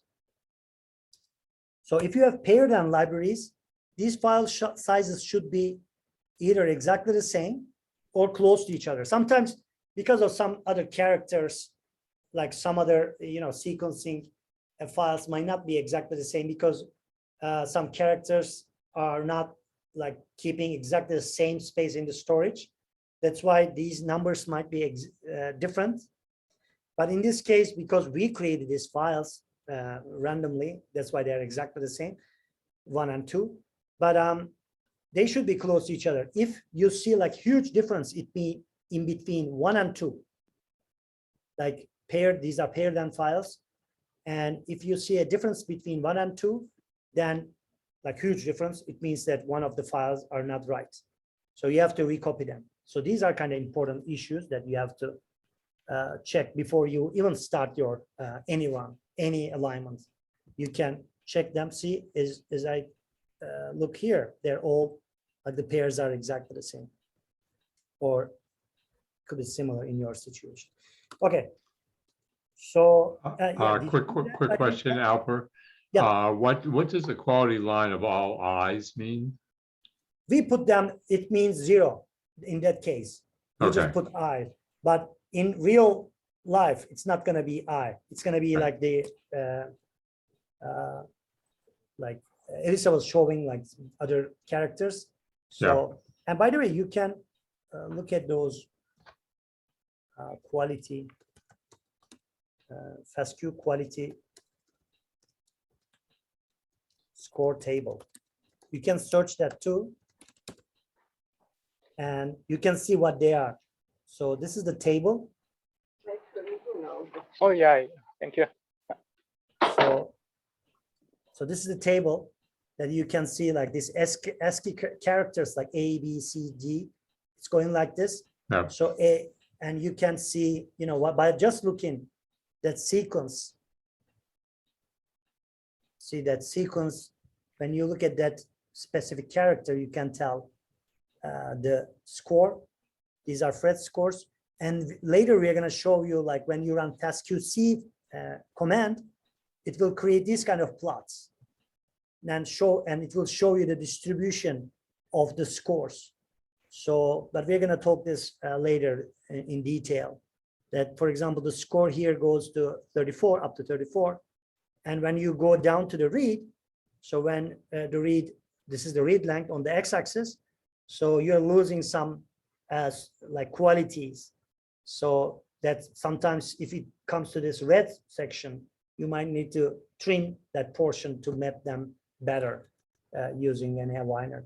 So these kind of things will be important. That's why that quality line is important.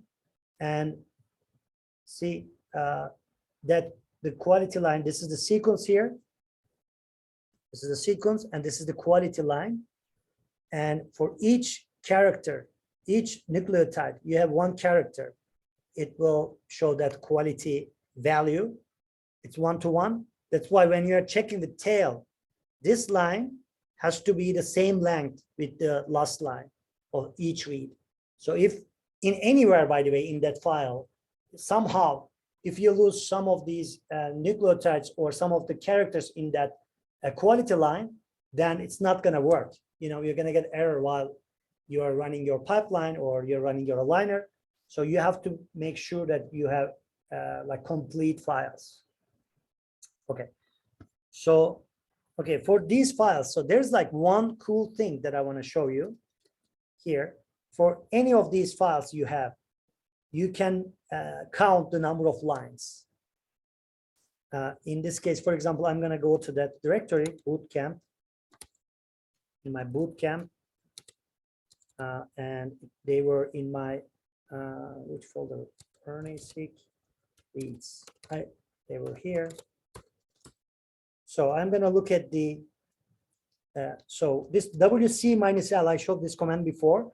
If you want to get the number of lines in this file, you can just do that. But this line, because you have like 4 lines per read, So you can divide them to 4. And there's a cool alt command. See, print $0 divided by 4 will give you that number. So actually you don't have 72,272 reads in this file. Actually, you have 18,068 reads. You need to divide that to 4. And see, AUK is very handy here, that you can divide that and print it to the screen.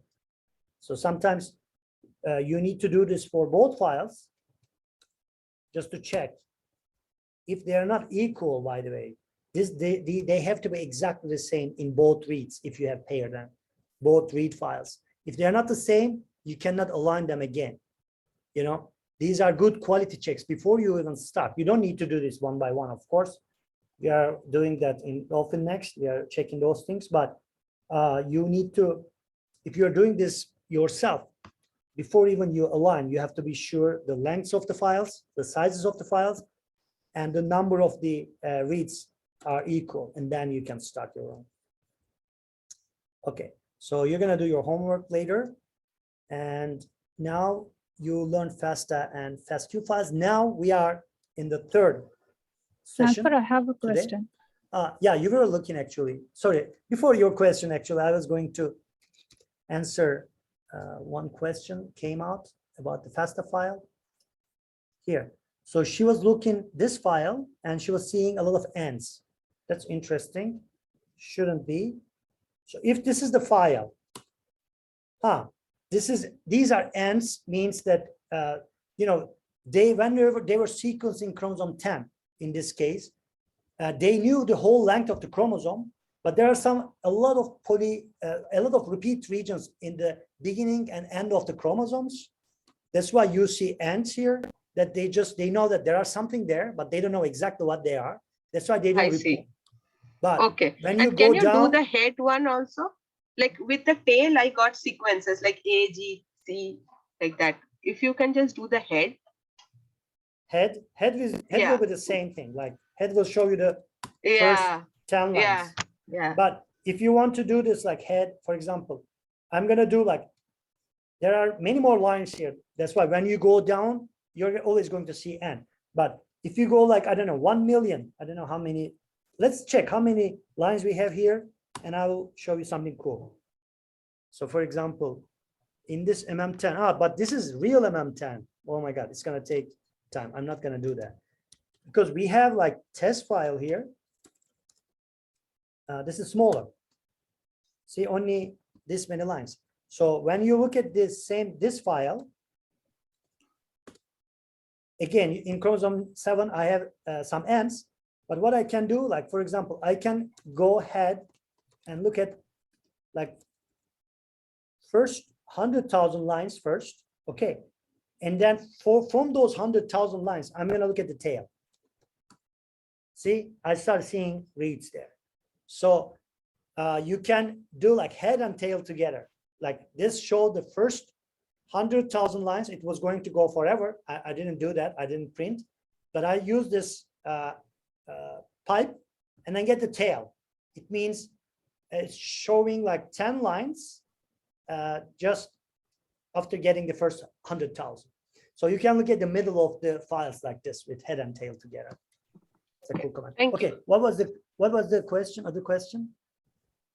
Thanks. I was about to ask this combination of head and tail. You told me that. Cool. Wow. Okay. Now let's go to the last section, SEM and BAM files, that after we align the reads, these are the files we're going to get, and Elisa is going to talk in detail. I'll do the same thing. So I share my screen already.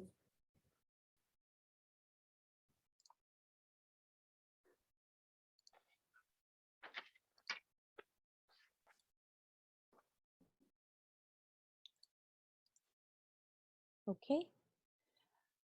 So you should see my screen on the bootcamp, and we'll continue with the introduction slides, and then you will follow the last tutorial, which is called SAM-BAM here.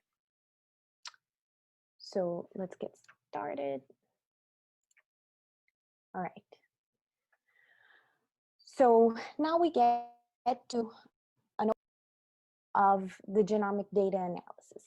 And you guys already saw what a FASTQ output file looks like. Now you want to process that file, right? So what does a typical pipeline look like? So again, let's go back to this and, oh, get the point. All right, let's go back to this and you can see your reads are in the FASTQ file, your reference genome is in the FASTA file, you found them both, and how do we get them mapped? So let's stop and think about what we're doing in all of this. So first of all, our goal is to quantify the nucleic acid species in a given sample that came from those cells that you made libraries from. And you collected these nucleic acids, but they're all mixed up. And you also, during library construction, shared it into roughly equal large fragments. But they're, again, all mixed up. And then in the library construction, you also added adapters so that we could read these pieces in the sequencing machine.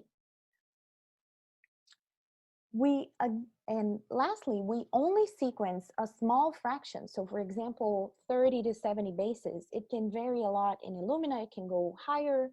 You can have reads that are 150 or 300 base pair longs. But more commonly, you're going to see shorter reads close to 50 bases. And your fragment from the library actually had a longer length. So the fragment length was usually around 300 or 400 base pairs, and you're only reading the 50 bases that are on the edge of this fragment. So our objective is to take this sequence of 50 bases that we read from each piece, and we want to determine what nucleic acids were that we sequenced were there to begin with. So what was there in the original sample? So where did it come from on the genome? And what proportion were they in? So did you get more sequence fragments that came from the locus on gene A compared to the locus on gene B, which in the end would correspond to a higher expression of gene A compared to gene B? So our strategy is we want to try to find the place where each of these 50 base reads originated by finding the best place where it matches the genome. And in theory, you can think this is straightforward. If you take a book that is 1,000 pages long, you can look for a particular word and just read through the whole book until you find it. But what are the problems with this? The problems is, just like this big book, the genome is very large, and you don't just have one word or read that you're looking for, you have millions of them. So in a typical sequencing run, if you have an RNA-seq sample, for one sample, you will generate close to 15 million reads or more. So if you think of the time that it would take for a search to happen for each of those in this not very practical way of going through the whole book and trying to find the best place, it'll be very computationally exhaustive. So we need to find tricks to get over that. And the other difficulty is that the genome is complicated. So it's not like we have a unique location for each read. The longer the read gets, the easier it is to find a unique position for it. But the genome has a lot of repetitive sequence. So these reads, there's only 4 bases, right? Repeating all the time. So there's multiple sections of the reads that will map to more than one location. So what does a typical RNA-seq pipeline looks like? And this is already focused on RNA-seq, although parts of it will be applicable to other kinds of sequencing as well. So first of all, now you know the FASTQ files, and you can upload them, for example, to the Dolphin platform. In the Dolphin platform, you can make a report of the quality metrics. So you can tell what is the average quality score for your reads, you can see if you have adapter contamination. So if you have artificial pieces in the reads that are not actually genomic sequence and should be removed when you proceed with the alignment. And you can also tell if you have a particularly low quality score on a given stretch, for example, the end of the reads, and you can decide if you want to do some trimming to cut down on that low quality section and get better alignment for the rest of the read than you would with the whole read containing that low quality piece. Once you've done that, you can use these FASTQ files to align first to ribosomal RNA genes. So this is a very particular step to RNA-seq. And the reason we do it is because, as you all know, the majority of the RNA content in a cell comes from ribosomal RNA. So even though in the library preparation, we have methods to get around that and eliminate the non-poly A RNA, it is still a big amount of contamination in the end from ribosomal genes in your final sequencing library. And you do not, like I said, you have 15 million reads. If a fraction of them come from ribosomal RNA, you don't want to waste time on them trying to align them to the whole genome. So what we do first is we try to align these reads to ribosomal RNA genes only, which is a small portion of the genome, and we can do it relatively fast. Once you've done that, you can output ribosomal contamination metrics, which will tell you a little bit about the quality of your samples, and it will allow you to get rid of these reads and continue on with only the remaining. So the remaining reads, now you want to align to either the whole genome using a software such as Bowtie, which will search for the best position for each of them, or you can align to the transcript using a sorry, I actually changed the order of these softwares, and now I see I messed up. I wasn't thinking. When you align to the genome, and these are RNA-seq reads, you actually have to use an aligner that is splicing aware, such as STAR. So STAR is able to tell from the genome if you have a read that actually came from 2 different exons. And we'll go into it later where I specifically explain the alignment for you guys. But I just want to briefly point out that you can use a splicing aware aligner to align to the genome a read from a mature RNA. Or you can use Bowtie, which is not going to be looking for splicing on the file that contains the transcriptome. So you have only the sequence for a gene, and you can align directly to that, and you don't have to worry about splicing. We'll go into that on future classes. So from that, you can produce an RNA-seq report that will tell you the % of reads aligned, how many of them were in intergenic regions, how many were in exonic regions or UTRs, and it will again tell you a lot about the quality of the data and the output that you have. And you can also produce, after alignment, those IGV or UCSC genome browser friendly files, the ones that tell you the coverage of these reads and that let you explore in a visual way what is the result of your sequencing run. So after you have the alignment, you can also do quantification. So you can keep track of how many fragments you recovered from each gene.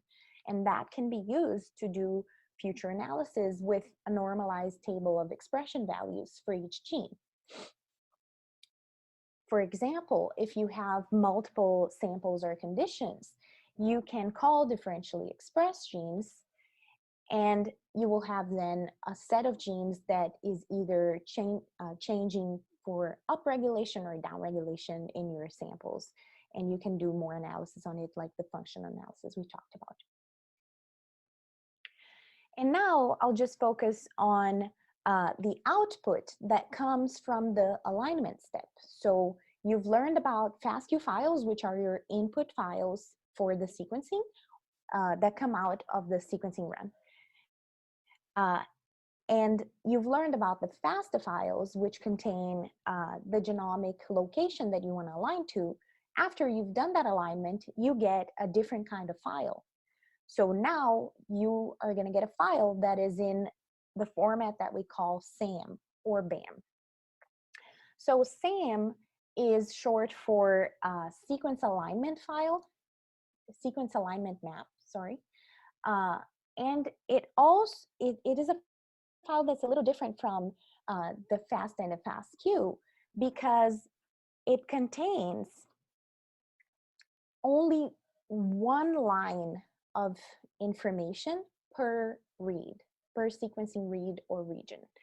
And it's again a text format to allow for easy manipulation and storing these sequences. It also stores their quality score. So all the information that's in a FASTQ file can go on a SAM file. And it can also store the information of their genomic or transcriptomic alignment. So where did it align and how did it align? So it's a lot of information to store per read. And another thing, it's usually used to store the alignment result files, but it's not necessarily true. Like I said, you can just re-encode a FASTQ file in the same format. It will contain the same information. It just won't fill out the fields about how it mapped to the genome because you haven't mapped it yet. So that is all talking about a SAM file. So that's the text file. BAM is what you will more usually encounter because it is the compressed binary form of the SAM file. A SAM file contains a lot of information, like I said, and it contains it for millions and millions of reads, and it'll get bigger every time to hold all this information in a file. That's why we have to compress it to a BAM format. So the BAM format, you can't easily read it like the SAM or the FASTQs that you have been seeing with cat or head or tail. But there are ways that we can work with it, which you'll learn on the tutorial now. And reason also that a BAM is advantageous is that it can not only make the storage efficient, but it can also make efficient how we search for these records. And am I on the right? Okay. And this is what it looks like for an actual result of a sequencing run. So you have, I will break it down on the next line, but I just wanted to show you what an actual result of a BAM file looks like. And it can be pretty hairy. So let's break it down with an easier example. So I have a simple example here, and the mandatory fields in a SAM file are these 11. And they have to appear in this exact order, and they have to contain this exact information and only that. It's a very strict format. So if you're receiving it from a software, the software will have taken care of obeying all these rules. If you're making your own, because it's a text file, you can make your own format, you have to make sure that you obey these rules, or it won't be considered a SAM file for any given software. All right, so let's go through each one of those. So basically there's these 11 mandatory fields and they are tab delimited. So this is not a space, this is a tab, and that's how you can parse it easy and tell which field is the information you want. So the first field you're gonna see is the read name. So this is your sequence of interest, the sequence that you got, for example, from the sequencing run, and you mapped to the genome in a particular location.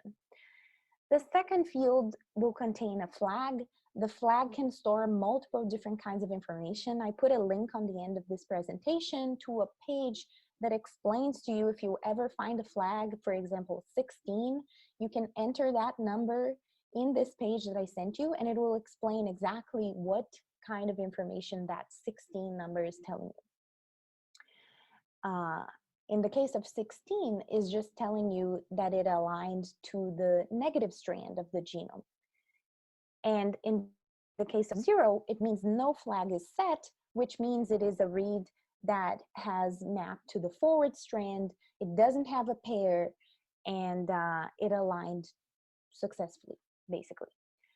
All right, so the third field will tell you where in the genome it aligned to. So this is your reference sequence name. So this came from the FASTA file, from that header that used to say chromosome 1, and then it would tell you the sequence for the chromosome. So that's the name of the sequence it aligned to. The fourth column will tell you where in that chromosome it aligned to. So what's the position that it aligned to, the start position. Then you will have a fifth column for the mapping quality. So again, encoded with a Fred quality score, this will tell you how confident you can be in this alignment. And the sixth position is a string that we call cigar string. It's basically telling you how this alignment happened. So as you can see here, my read has 15 nucleotides. And the cigar string is telling me that the 15 nucleotides aligned consecutively. So there's no gaps. For example, if you had a read that would span 2 different exons in the genome, they would be further away. So you could, for example, have 10 bases in the read in the exon 1 of a gene and 5 bases in exon 2. And the cigar string would tell you you have these many matches, a gap between them, and then this many matches. So this is just telling me it was a straight 15 nucleotide alignment. And then you have lots of other informations about, is this a paired read? What is the position of the paired read, and where did the paired read align to? And other stuff that I'm not going to focus on right now. But basically, you can see that it also contains the sequence information, the same one that was on the FASTQ file, and the quality information, again, the same one that was in the FASTQ file. So really all that changed is that now everything is in a single line, and you have the coordinates for where this read mapped in the genome. Okay, and the last thing is that these SAM files can also have headers. So you'll go into it when you go through the tutorial, but basically when you look at a SAM file, it won't contain only the records of the reads.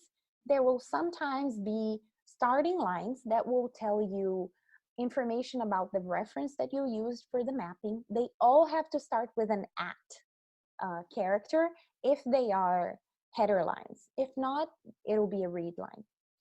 And it also tells you on the header what was the command that was used to create the file. You'll go through it on the tutorial and you'll become familiar with it. So I think that's it. Yeah, I just wanted to go back again to the more complicated example now that we went through an easy one. So all of this, if you remember, is the read name from an actual sequencing read. There's a bit set here on the flag that means it aligned to the negative strand of the genome, which chromosome, which position, what quality, how did it map? So 58 matches straight with no gaps. And no other information from paired, because this is the single read. And here the sequence information of that read, the quality information, and this is the end of the mandatory fields. But like I said, aligners can give you a lot more information, which we'll not go through now. Just know that it exists, and it can confuse you when you visualize an actual alignment SAM file.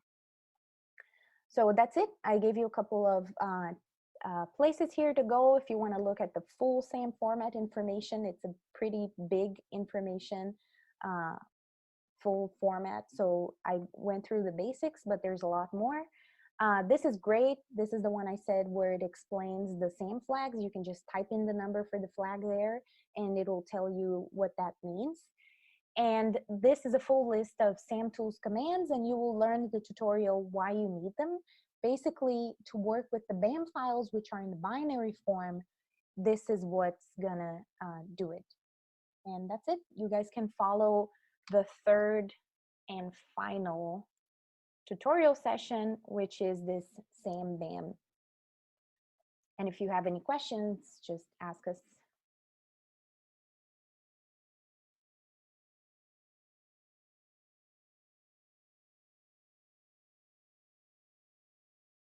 Okay, so now let's start. Let's do like another 10 minutes that you can work on the session 3. Oops. Send them. Exercise here. So what you're going to do now to be able to run this SAM tools in the cluster. So when you write this, just SAM tools like this in the cluster, it's not going to work. And there is an example file here that I want you to work on and look at it inside. So when you look at it more, for example, it's not gonna show anything because this is binary. See, it's not text. So usually you're gonna get alignment files like this in the future. So when you're working on this, I'm not gonna tell how, but you need to load the modules to be able to run SAM tools. I want you to find that. Like how you load the module, how you find the name of that SAM tools with the version and stuff. And I want you to load and view that file and get the number of lines and look at the header and then I'll show how after this. So 10 minutes, or maybe let's do this like 11. Yeah, come like 57, last 3 minutes. I'm going to show you how you're loading and stuff.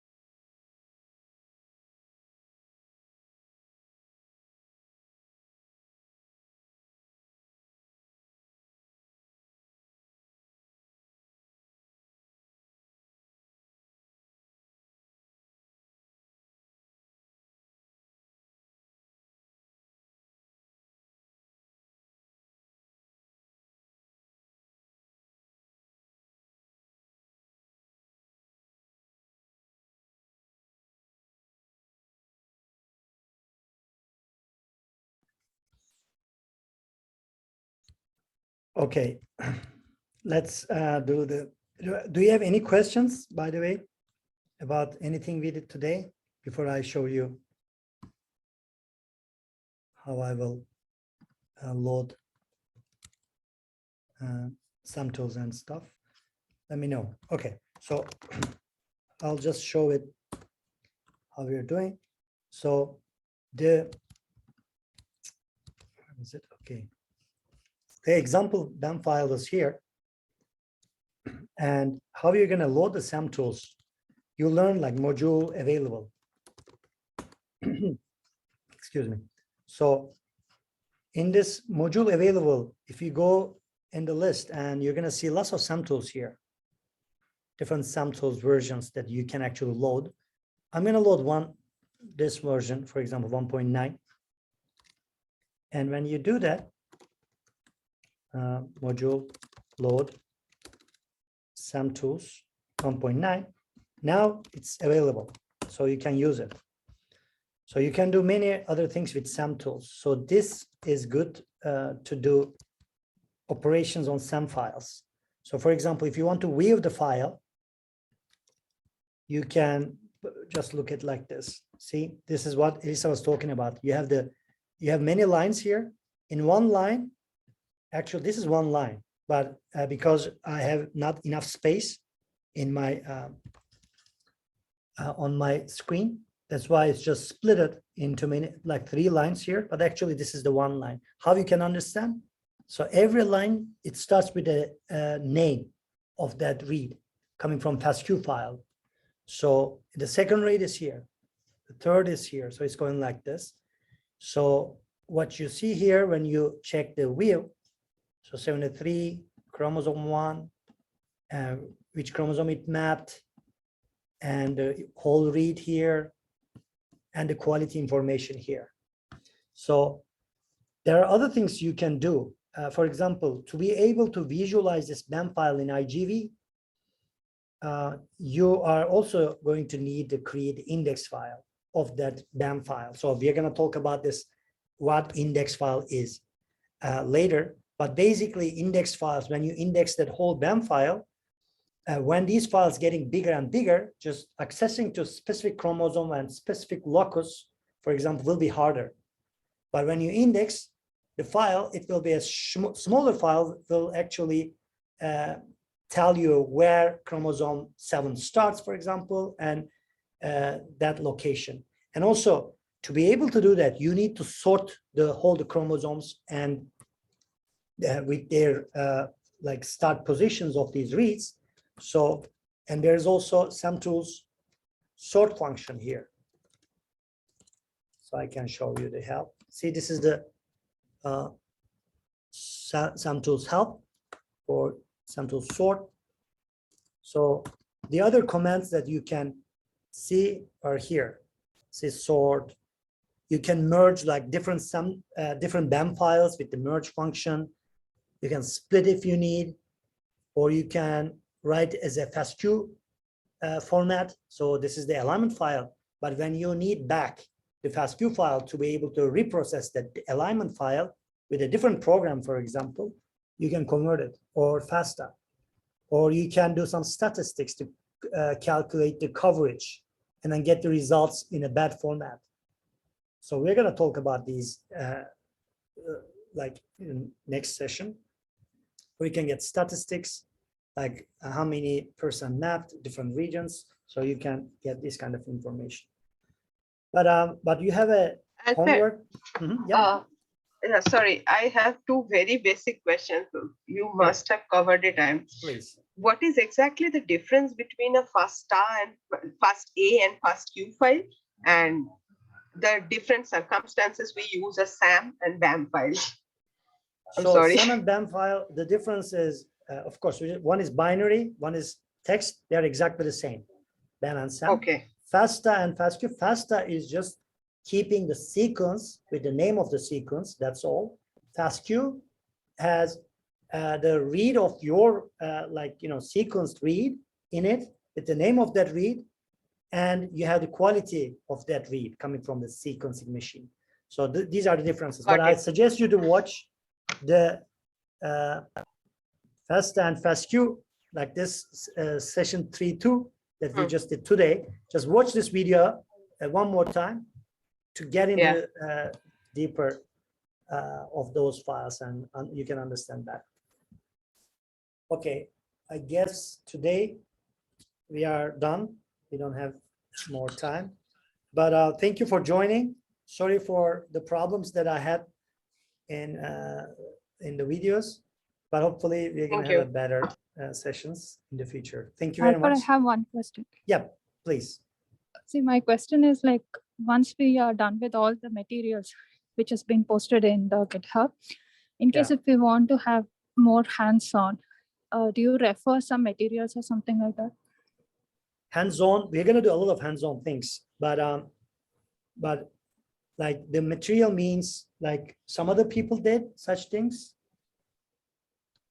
Yeah, I like don't- just to do some exercise kind of stuff. Like once we complete whatever is given in our GitHub, apart from that, if we need some more hands-on, you know, to get an experience. So let's talk this next week too, because you know we're gonna do a lot of hands-on training. Sorry, next session on Thursday. So you're gonna start using what you learn now. So then you will understand more, and you will have more opportunity to do those things by yourself. Then you know the exercise could be, for example, finding like one of the published paper and download their data and do your own analysis yourself. So this could be a good exercise, or you can choose what you want. Maybe you have your own files. You can start organizing them. You can start copying them into your own project space and start running them and using these aligners and creating your index files. And like, you know, it's better, like to me, like doing someone else's exercises is good to learn at the beginning. But if you really want to learn, you have to come up with your own exercise, means on your own project. And once you're doing your own things, then you'll learn the real world, real scenario. Yeah, absolutely. Thank you. So we're going to do that. And hopefully you're going to ask us. Okay. See you on Thursday. Bye.